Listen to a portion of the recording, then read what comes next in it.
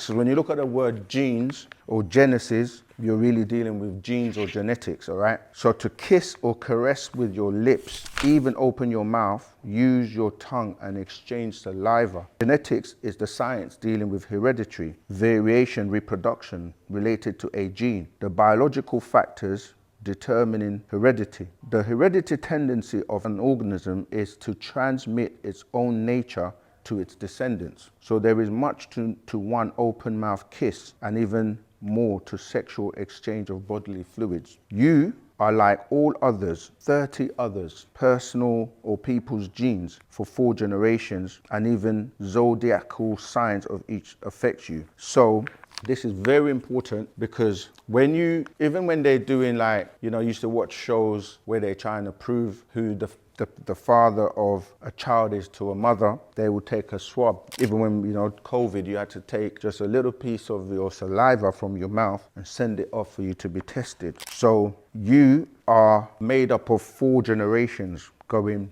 back to your great-grandparents. So you will be at the top, who is in the driver's seat, and you are that spirit being, which we refer to as the Ka in ancient Egypt. The Ka'a or Ka means spirit, the Ba or Ba'a means soul. So when you look at the phonetics in terms of the word car and what we use as a car today, driving, you are in the driver's seat, but then you have all the influences from, 29 or less, of your family generation. So you have your mother and father, then both your mother and father have their mother and fathers. So that would be like you, your parents, then your grandparents, then your great-grandparents, they will have their mothers and fathers each. And then you'll have your great-great-grandparents who will also have their mothers and fathers. And all of these, right, when you study genetics, you find out that these people are a part of you by way of the DNA. So when you kiss someone or exchange any bodily fluids, you are taking in all of those personalities, all those people, and everything about each of them, good or bad, diseases, emotions, the whole lot. That's the reason why when you catch your mate with another, your spouse or your boyfriend or girlfriend, you say,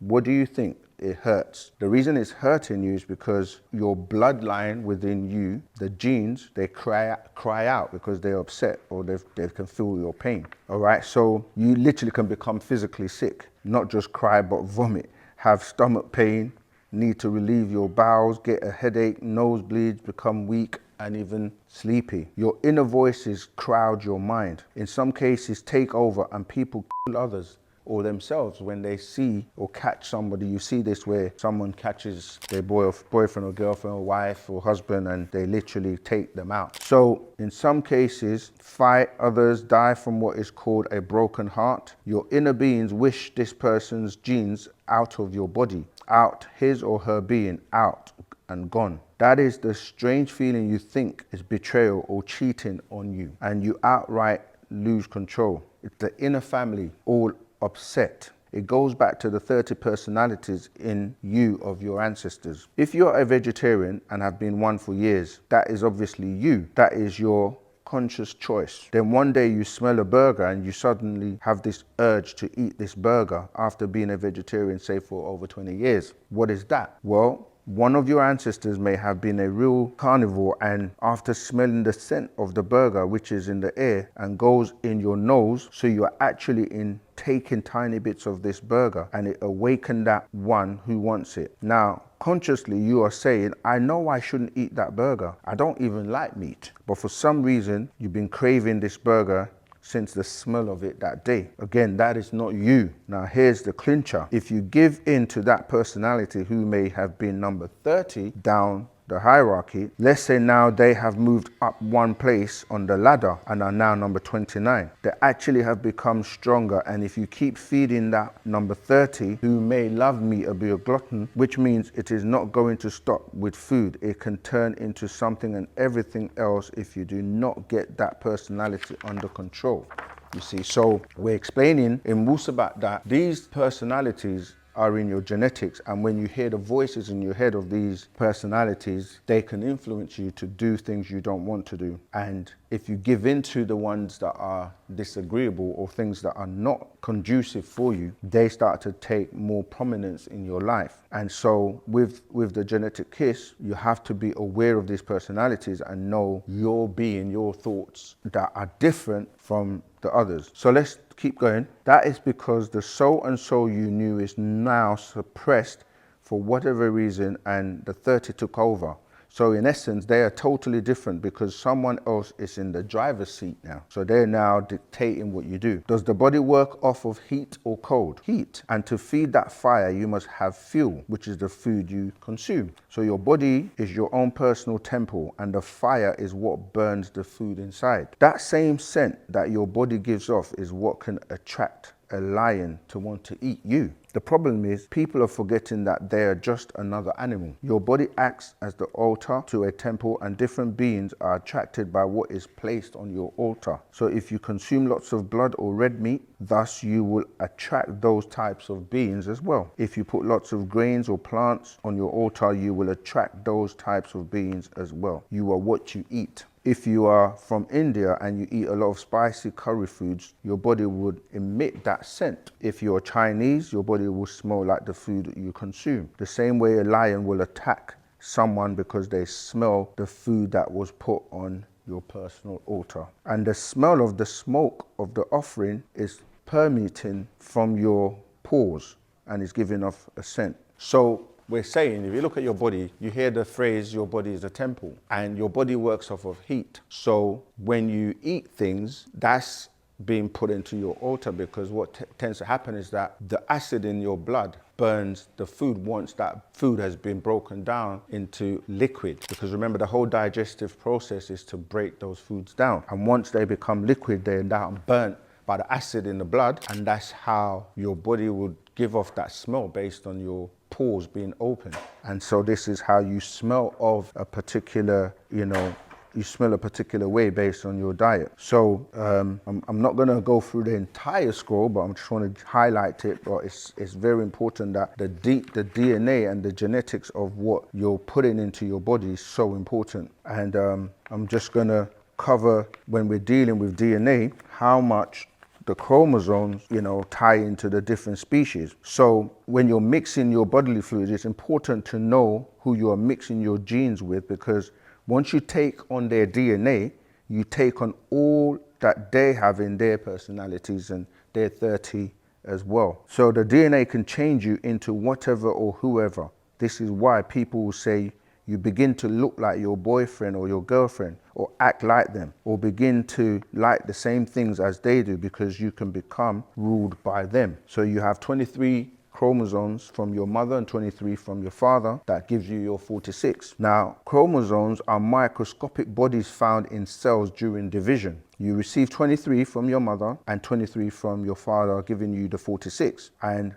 different species have a different number of chromosomes. So for example, some humans have 47 and others have 48. The humans that have 47 chromosomes, that means having an extra chromosome, it usually occurs with males. And some names for this are Jacob's syndrome, XYY karyotype, XYY syndrome, and YY syndrome. So with this unbalanced number of chromosomes, they have an extra Y chromosome in each of their body cells. And in another case, they will carry this extra Y chromosome in only some of their cells, called mosaicism. In either case, neither is inherited and is from a random act during cell division. Some of the genetics disorders that result are usually taller and have learning problems. A smaller percentage of males are diagnosed with autistic disorders, which includes developmental conditions that can affect communication and social interaction, such as a delay in speech development and language, slow development, or the motor skills which affect walking and sitting,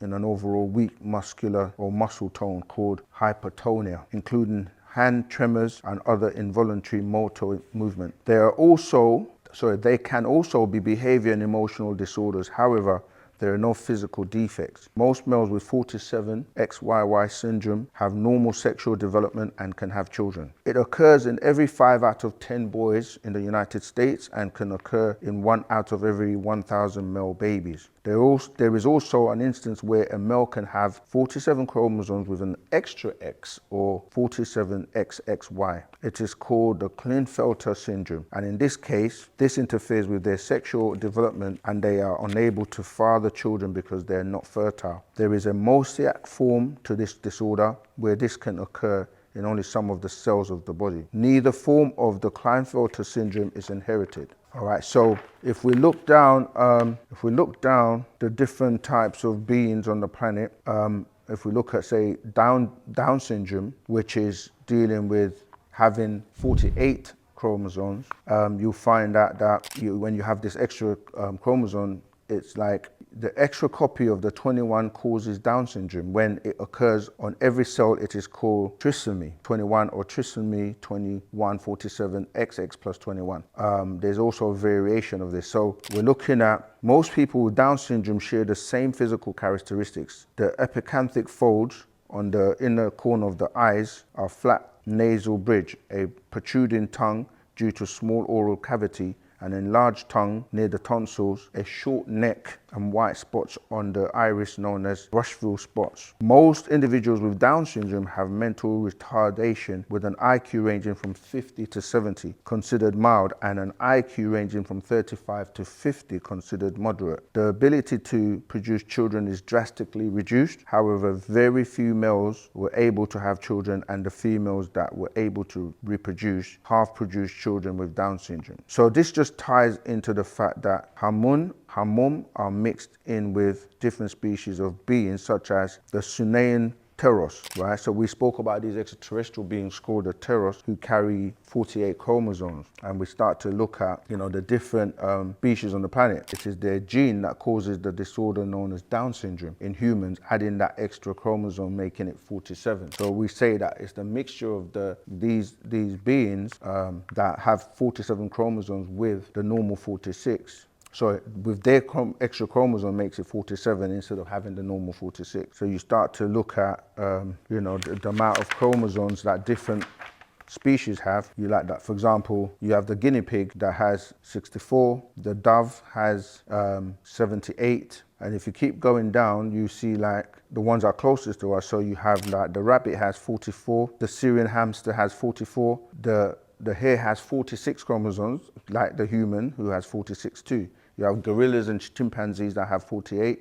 Domestic sheep have 54. Elephants have 56. Cows have 60. Donkeys 62. Horse 64. And this is just to show you that whatever you're made up of by way of your DNA will make you who you are. So by these combined chromosomes from your DNA parents, your mother gives you your mitochondrial DNA, the gene that's proven to be transferred from the mother to the female child, never from the father to the child. All right, so the mitochondrial DNA is also proven to be the gene that produces nearly all the energy to keep the cell alive. In fact, mother female is the keeper of our family jewels or genetic past and future. And due to these facts about the mitochondrial DNA, mother was before father. Women existed before men. This is why the biblical accounts of, God creating man and taking a rib from the man to create the woman is not factual, because the man is the female is XX and the man is XY. The Y being a defective of the X losing the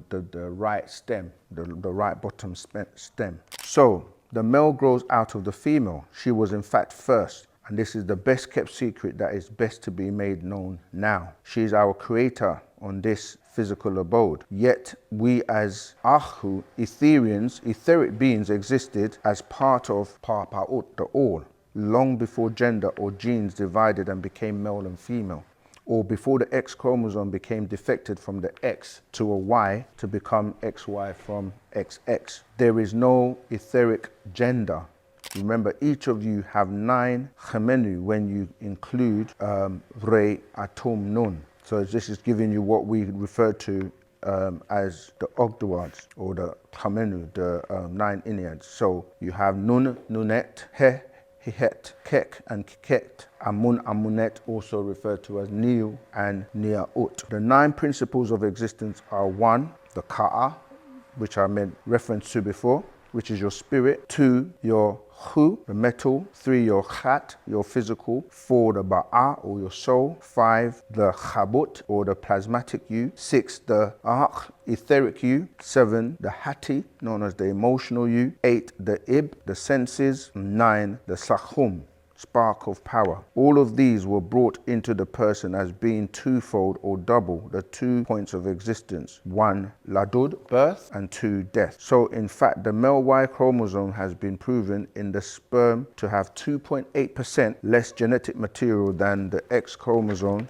by sifting sperm to produce samples in which was found 85% of the cells had an X chromosome. In fact, the X chromosome is 5 times larger than the Y chromosome, which means that females existed for generations without males. To become to a Y chromosome out of an X chromosome, you lose one of your points or the stems, as you can see. Right, so this actual fact called a genetic kiss is very, very, very important to know when you're exchanging bodily fluids with other people, because you take on all their ailments, whether positive or negative, and you start to see that your personality can change. And when you look at how you behave based on, we can even look at how with females as opposed to males, it's even worse, because the female is a being that takes things in. We're external beings, so we will